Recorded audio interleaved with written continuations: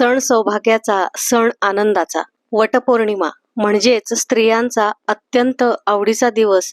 वटपौर्णिमा ही दिनांक 29 जून 2026 वार सोमवार या दिवशी आहे.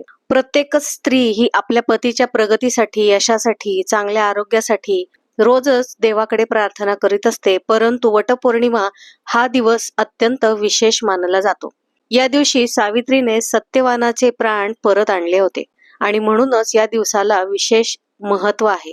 पौर्णिमेचा प्रारंभ हा 28 जून पहाटे 3:26 होत आहे आणि पौर्णिमेची समाप्ती ही 30 जून पहाटे 5:26 होत आहे. म्हणजेच 29 जून 2026 वार सोमवार या दिवशी वटपौर्णिमा साजरी केली जाणार आहे.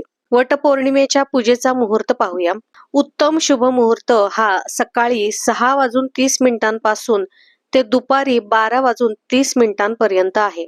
दुपारी 12:30 पासून ते दुपारी 2:30 या काळामध्ये पूजा करणे शक्यतो टाळावे. संध्याकाळी साधारण 4:30 ते 5:30 या वेळेमध्ये पूजा करू शकता. परंतु प्रयत्न करा की दुपारी 12:30च्या आत ही पूजा करणे शुभ अपेक्षित मानले गेले आहे. आता आपण पूजेचे साहित्य पाहूया. पूजेचे साहित्य हे आदल्या दिवशीच काढून ठेवावे.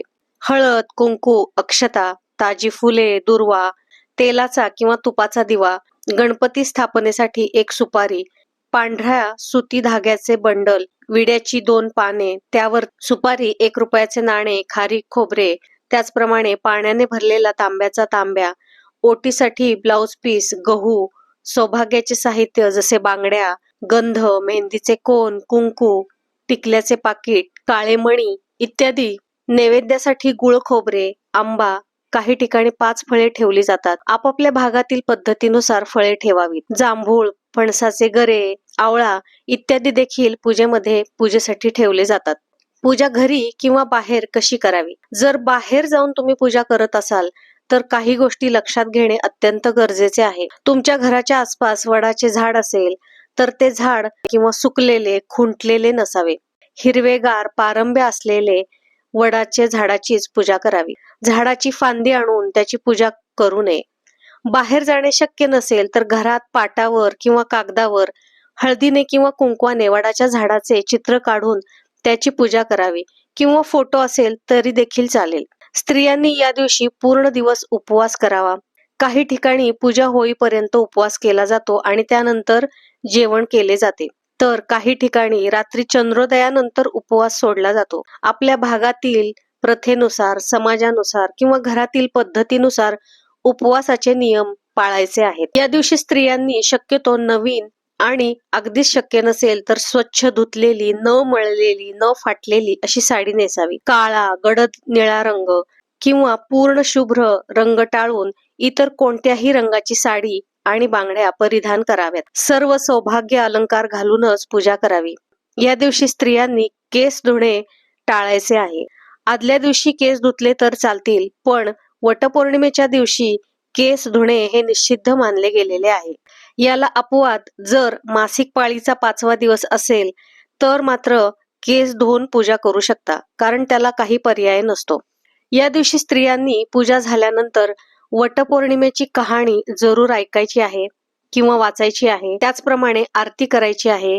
कहाणी आणि आरती आपल्या चॅनलवरती अपलोडेड आहे. पूजेनंतर तिथे जमलेल्या सवाष्ण स्त्रियांना हळद कुंकू लावून त्यांची ओटी भरायची आहे. पूजा झाल्यानंतर आपल्या पतीच्या पाया जरूर पडावे, त्याचा आशीर्वाद घ्यावा. पती पत्नी हे दोघेही संसारात महत्वाचे असतात. पतीने देखील आपल्या पत्नीचा सन्मान आदर करावा.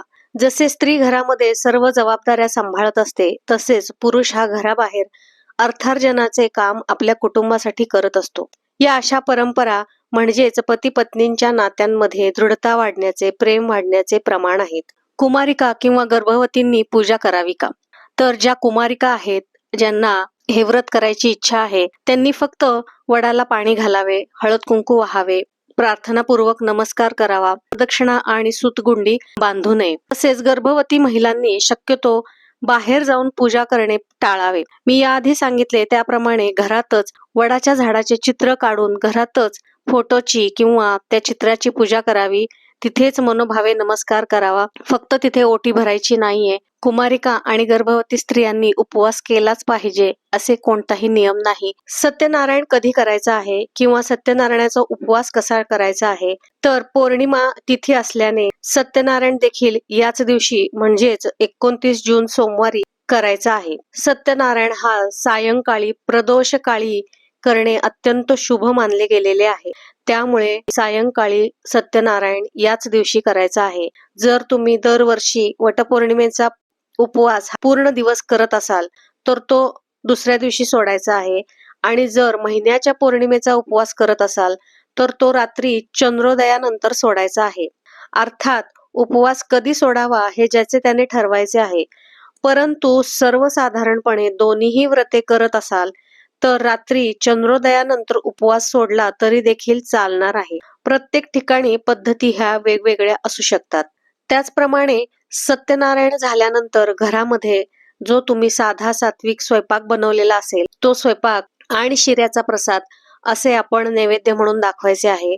त्यानंतर सत्यनारायणाची आरती करायची आहे, कथा वाचायची आहे. आपल्या चॅनलवरती सत्यनारायण कथेच्या व्हिडिओ अपलोडेड आहेत. या दिवशी पौर्णिमेच्या सेवा आपण करतच असतो, जसे की श्री सुक्ताचे पठण, कुंकुमार्चन, लक्ष्मी गायत्री मंत्र, विष्णू गायत्री मंत्र, विष्णू सहस्त्रनाम, पुरुष सूक्त, देवी सूक्त, दुर्गा सप्तशती. तसेच काही ठिकाणी घरातल्या घरात होम देखील केला जातो. परंतु आजच्या दिवशी वडाची पूजा, पौर्णिमेचे लक्ष्मी पूजन तसेच सत्यनारायणाची पूजा या सर्वच गोष्टी एकाच दिवशी आल्यामुळे प्रत्येक स्त्रीची धांदल उडणार आहे.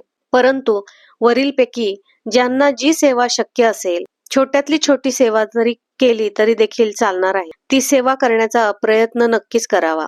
जर घरातल्या स्त्रीला या सेवा करणे शक्य नसेल, अर्थात या सर्व पूजा, घरातला स्वयंपाक, इतर कामे, मुलांच्या जबाबदारी असल्यामुळे तिला हे करणे थोडे अवघड आहे, तर घरातील इतर मंडळींनी या सेवा केल्या तरी देखील चालणार आहे. वटपौर्णिमा म्हणजेच आपल्या पतीचे आयुष्य वाढावे, आपले सौभाग्य वाढावे आणि पती पत्नींची साथ अढळ राहावी, त्यांच्यातील विश्वास वाढत राहावा म्हणून आजच्या दिवशी सर्व स्त्रिया हे व्रत जरूर करत असतात. पती पत्नींच्या नात्यातील प्रेम, विश्वास, सौभाग्य जास्तीत जास्त वाढत राहो हीच लक्ष्मीनारायणांच्या चरणी प्रार्थना करूया. माहिती व्हिडिओ आवडल्यास व्हिडिओला लाईक करा, शेअर करा आणि अजूनही चॅनलला सबस्क्राईब केलं नसेल तर नक्की सबस्क्राईब करा. भेटूया पुढील भागामध्ये नवीन माहितीसह. तोपर्यंत सर्वांना श्री स्वामी समर्थ.